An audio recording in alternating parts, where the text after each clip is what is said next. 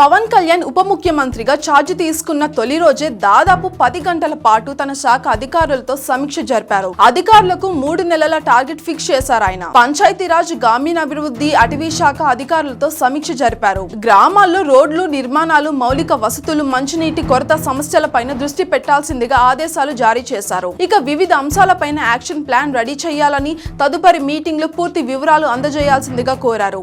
ఇక ఎటువంటి సమస్యలైనా సరే 3 నెలల్లో పరిష్కారం జరగాలన్న ఉప ముఖ్యమంత్రి. ఇక ఆ తర్వాత మరోసారి సమీక్ష ఉంటుందని స్పష్టం చేశారు మంత్రి పవన్ కళ్యాణ్. ఆంధ్రప్రదేశ్ ఉప ముఖ్యమంత్రి పవన్ కళ్యాణ్ తొలి రోజునే సుదీర్ఘ సమీక్ష నిర్వహించారు.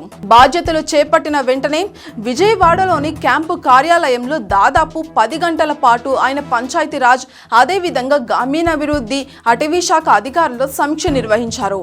ఆయా శాఖల పనితీరు గురించి అడిగి మరీ తెలుసుకున్నారు. ఇక గ్రామాలలోని రోడ్లు, నిర్మాణాలపైన దృష్టి సారించారు. గ్రామాల్లో మౌలిక వసతులు, మంచినీటి కొరత రాకుండా చూడటం పైన అధికారులకు దిశానిర్దేశం కూడా చేశారు. తాను చెప్పిన అంశాలపైన వెంటనే యాక్షన్ ప్లాన్ రెడీ చేయాలని కూడా ఆదేశాలు జారీ చేశారు. 3 నెలల్లో ఈ సమస్యలన్నీ కూడా పరిష్కారం జరగాలని టార్గెట్ ఫిక్స్ చేశారు. ఆ తర్వాత మరోసారి సమీక్ష నిర్వహిస్తానని చెప్పారు. ప్రజల సమస్యల పరిష్కారం పైన నిర్లక్ష్యం వద్దన్నారు. ఆ తర్వాత జనసేనతో ప్రభుత్వ ప్రధాన కార్యదర్శి నీరబ్ కుమార్ ప్రసాద్ సమావేశమయ్యారు. ఉదయం మంత్రిగా బాధ్యతలు చేపట్టిన వెంటనే జాతీయ ఉపాధి హామీ పథకాన్ని వ్యవసాయానికి అనుసంధానం చేస్తూ పవన్ కళ్యాణ్ సంతకం చేశారు. గిరిజన గ్రామాల్లో పంచాయతీ భవనాల నిర్మాణ దస్తరం పైన 2వ సంతకం చేశారు పవన్ కళ్యాణ్. ప్రజలకు మెరుగైన సేవలు అందించడమే లక్ష్యంగా తొలుత సంతకం చేశారు. పంచాయతీరాజ్, గ్రామీణాభివృద్ధి శాఖలకు సంబంధించిన పథకాలు, అదేవిధంగా వాటి పురోగతి, శాఖ పరిపాలన కార్యకలాపాలను ఉన్నత అధికారులకు వివరించారు. సుమారు 3 గంటల పాటు సాగిన ఈ సమీక్షలో శాఖలకు సంబంధించిన ప్రతి అంశాన్ని కూడా క్షుణ్ణంగా తెలుసుకున్నారు. ఇక ఈ శాఖల ద్వారా గ్రామ స్థాయిలో ప్రజలకు మెరుగైన సేవలు అందించడమే లక్ష్యంగా పని చేయాలని కూడా అధికారులకు స్పష్టం చేశారు పవన్ కళ్యాణ్. ఉపాధి హామీ పథకం ద్వారా ఉద్యానవన సంబంధిత పనులకు కూడా నిధులను పెంపుదల చేయడం కూడా అటు రైతులకు, అదేవిధంగా ఇటు ఉపాధి హామీ కూలీలకు కూడా భరోసా కల్పించడంలో భాగమే అని ఉప ముఖ్యమంత్రి శ్రీ పవన్ కళ్యాణ్ గారు తెలిపారు. గురువారం నాడు ఈ శాఖలకు సంబంధించిన సోషల్ ఆడిట్, అదేవిధంగా ఇంజనీరింగ్, గ్రామీణ నీటి సరఫరా విభాగాల అధికారులతో కూడా సమీక్షిస్తారు. పచ్చదనం పెంపు, అటవీ సంరక్షణ పైన ప్రత్యేక దృష్టి కూడా సాయంత్రం అటవీ శాఖ పైన సమీక్ష చేపట్టారు. ఇక ఈ శాఖ కార్యకలాపాలను కూడా అటవీ సంరక్షణ అంశాలు, అదేవిధంగా ఈ శాఖ కార్యకలాపాలను అటవీ పరిరక్షణ అంశాలు, కాలుష్య నియంత్రణ, అదేవిధంగా పర్యావరణ సంబంధిత విషయాలపైన కూడా ఉన్నత అధికారులతో సమగ్రంగా చర్చ జరిపించారు. అదేవిధంగా సామాజిక వనరుల, నగరుల వనరుల పెంపు, జీవన వైవిధ్య మండలి కార్యకలాపాలను కూడా అడిగి మరీ తెలుసుకున్నారు. ఇక అడవుల పరిరక్షణ, వాటిని పెంచడం పైన చర్చించారు. పచ్చదనం పెంచడం, అటవీ సంరక్షణ పైన ప్రత్యేక దృష్టి సారించాలని అధికారులకు కూడా స్పష్టం చేశారు పవన్ కళ్యాణ్. ఆంధ్రప్రదేశ్లో కొత్త ప్రభుత్వం కొలువుదీరింది. మంత్రులు తమకు కేటాయించిన శాఖలకు చాలా అనుగుణంగా బాధ్యతలు కూడా స్వీకరిస్తున్నారు. ఇక అందులో భాగంగా 7 మంత్రులు బాధ్యతలు స్వీకరించబోతున్నారు. కొద్దిసేపటి క్రితం మంత్రి వాసంశెట్టి సుభాష్ బాధ్యతలు స్వీకరించారు.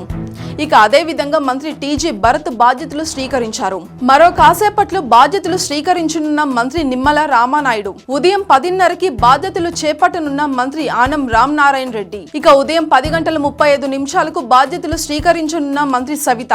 ఉదయం 11:15 బాధ్యతలు స్వీకరించనున్న మంత్రి అనగాని సత్యప్రసాద్. సాయంత్రం 5 గంటలకు బాధ్యతలు స్వీకరించనున్న మంత్రి కందుల దుర్గేష్. ముఖ్యమంత్రి కార్యదర్శిగా ప్రాద్యుమ, పురపాలక శాఖ ప్రత్యేక ప్రధాన కార్యదర్శిగా శ్రీలక్ష్మి, ఎక్సైజ్ శాఖ ప్రత్యేక ప్రధాన కార్యదర్శిగా రంజిత్ భార్గవ జిఏడికి అటాచ్, పాఠశాల విద్యాశాఖ ముఖ్య కార్యదర్శిగా ప్రవీణ్ ప్రకాష్ జిఏడికి అటాచ్. జిఏడికి రిపోర్ట్ చేయాలని మురళీధర్ రెడ్డికి ఆదేశాలు. జల వనరుల శాఖ ప్రత్యేక ప్రధాన కార్యదర్శిగా సాయి ప్రసాద్, పంచాయతీరాజ్ గ్రామీణాభివృద్ధి శాఖ ముఖ్య కార్యదర్శిగా శశిభూషణ్ కుమార్, వ్యవసాయ శాఖ ప్రత్యేక ప్రధాన కార్యదర్శిగా రాజశేఖర్, కార్మిక శాఖ ప్రత్యేక ప్రధాన కార్యదర్శిగా గోపాలకృష్ణ, పురపాలక శాఖ ప్రత్యేక ప్రధాన కార్యదర్శిగా అనిల్ కుమార్, పౌర సరఫరాల శాఖ కమిషనర్ గా సిద్ధార్థ్ జైన్, ఉన్నత విద్యాశాఖ కార్యదర్శిగా సౌరభ్ గౌర్, నైపుణ్య అభివృద్ధి శాఖ ముఖ్య కార్యదర్శిగా సౌరభ్ గౌర్ కు అదనపు బాధ్యతలు, పాఠశాల విద్యాశాఖ కార్యదర్శిగా కోనా శశిధర్, ఐటీ ఆర్టీజీఎస్ కార్యదర్శిగా కోనా శశిధర్ కు పూర్తి అదనపు బాధ్యతలు, ఉద్యాన మత్స్యశాఖ సహకార విభాగాల కార్యదర్శిగా బాబు ఏపీ సిఆర్డీఏ కమిషనర్ గా కాటమనేని భాస్కర్, ఆర్థిక శాఖ వ్యయ విభాగ కార్యదర్శిగా ఎం జానకి, పశుసంవర్ధక శాఖ కార్యదర్శిగా ఎంఎం నాయక్, గనుల శాఖ కమిషనర్ డైరెక్టర్ గా Tirupati collector Praveen Kumar, AP MDC ఎండీగా ప్రవీణ్ కుమార్ కు అదనపు బాధ్యతలు, తిరుపతి జేసీకి జిల్లా కలెక్టర్ గా పూర్తి అదనపు బాధ్యతలు, ఆర్థిక శాఖ కార్యదర్శిగా వి వినయ్ చంద్. చంద్రబాబు నాయుడు సర్కారు పాలన పైన దృష్టి సారించి అందులో భాగంగా తొలి దశలో 19 మంది ఐఏఎస్లను బదిలీ చేశారు. ఇక వీరిలో జగన్ భక్త అధికారులుగా ముద్రపడిన శ్రీలక్ష్మి, ప్రవీణ్ ప్రకాష్, రంజిత్ భార్గవులకు పోస్టింగ్ ఇవ్వకపోవడం విశేషం. ఇక ఈ ముగ్గురు అధికారులు కూడా జగన్ జమానాలో ఓవర్ యాక్షన్ చేశారన్న మాట కూడా ఉంది. కాగా జగన్ హయాంలో సీఎంఓలో ఒక వెలుగు వెలిగిన ధనుంజయ రెడ్డి, ఇక ఆ వర్గీయుడిగా ముద్రపడిన మురళీధర్ రెడ్డికి కూడా పోస్టింగ్ అస్సలు దక్కలేదు. కాగా గతంలో చంద్రబాబు నాయుడు సీఎం గా ఉన్నప్పుడు ఆయన అదనపు కార్యదర్శిగా ఉన్న ప్రాద్యున్ను ఈసారి కూడా ముఖ్యమంత్రి కార్యదర్శిగానే నియమించారు. ఇక గతంలో ఆయన చంద్రబాబుకు చాలా నమ్మకంగా పనిచేసేవారు. కాగా గతంలో చంద్రబాబు నాయుడు సీఎం గా ఉన్నప్పుడు ఆయన అదనపు కార్యదర్శిగా ఉన్న ప్రాద్యుమ కూడా ఈసారి ముఖ్యమంత్రి కార్యదర్శిగా నియమించారు. గతంలో ఆయన చంద్రబాబుకు చాలా నమ్మకంగా పనిచేసేవారు. మంత్రి లోకేష్ తో కూడా ప్రాద్యుమకు సాన్నిహిత్యం ఉండడంతో ఆయనకు సీఎంఓలోకి కూడా తీసుకుంటున్నట్టుగా మనకు కనిపిస్తోంది. ఇక సీఎంఓలోకి తీసుకుంటారని భావించిన మరో సీనియర్ ఐఏఎస్ అధికారి సాయి ప్రసాద్ ను కూడా జల వనరుల శాఖకు బదిలీ చేశారు. అయితే జగన్ కు విధేయుడిగా ప్రచారంలో ఉన్న రాజశేఖర్ కు కీలకమైన వ్యవసాయ శాఖ కేటాయించడం చర్చనీయాంశమైంది. ఇక మొత్తానికి ఈ బదిలీల ద్వారా చంద్రబాబు నాయుడు నమ్మకానికి పెద్దపీట వేసినట్టుగానే మనకి స్పష్టమవుతుంది. 5 ఏళ్ల పాటు పాడుబడిన అమరావతికి మళ్లీ పునర్వైభవం రానుంది. ఏపీకి అద్భుతమైన రాజధాని సిద్ధం కానుంది. ముఖ్యమంత్రి చంద్రబాబు నాయుడు గురువారం నాడు రాజధాని అమరావతిని ప్రాంతంలో పర్యటించనున్నారు. ఇక తొలి పర్యటన నవ్యాంధ్ర జీవనాడి పోలవరం ప్రాజెక్టును సందర్శించిన సీఎం రెండవ పర్యటనలో భాగంగా రాజధాని ప్రాంతంలో పర్యటించనున్నారు. ఉండవల్లిలో నాటి వైసీపీ ప్రభుత్వం కూల్చిన ప్రజావేదిక నుంచి రాజధాని పర్యటనను సీఎం చంద్రబాబు నాయుడు ప్రారంభించనున్నారు. ముఖ్యమంత్రిగా చంద్రబాబు నాయుడు గురువారం ఉదయం 11 గంటలకు ఉండవల్లి నుంచి బయలుదేరి రాజధాని నిర్మాణాలను పరిశీలించనున్నారు. 2015 అక్టోబర్ 22న ఉద్దండరాయుని పాలెంలో రాజధానికి శంకుస్థాపన జరిగిన ప్రాంతాన్ని సందర్శించనున్నారు. ఇక అనంతరం సిడి యాక్సిస్ రోడ్, అలియండా సర్వీసెస్ అధికారులు, మంత్రులు, న్యాయమూర్తుల గృహ సముదాయాలను కూడా పరిశీలిస్తారు. ఐకానిక్ నిర్మాణాల కోసం పనులు మొదలుపెట్టిన సైట్లను కూడా సీఎం చంద్రబాబు పరిశీలిస్తారు. ఇక అమరావతి రాజధాని ప్రాంతంలో ఇప్పటి వరకు జరిగిన నిర్మాణాలపైన ఒక కమిటీ వేసి ముందుకెళ్తామని చెప్పారు మంత్రి నారాయణ. టెండర్లు ఇప్పటికే పూర్తయిపోయాయి కాబట్టి కొత్త టెండర్లను పిలిపిస్తామన్నారు.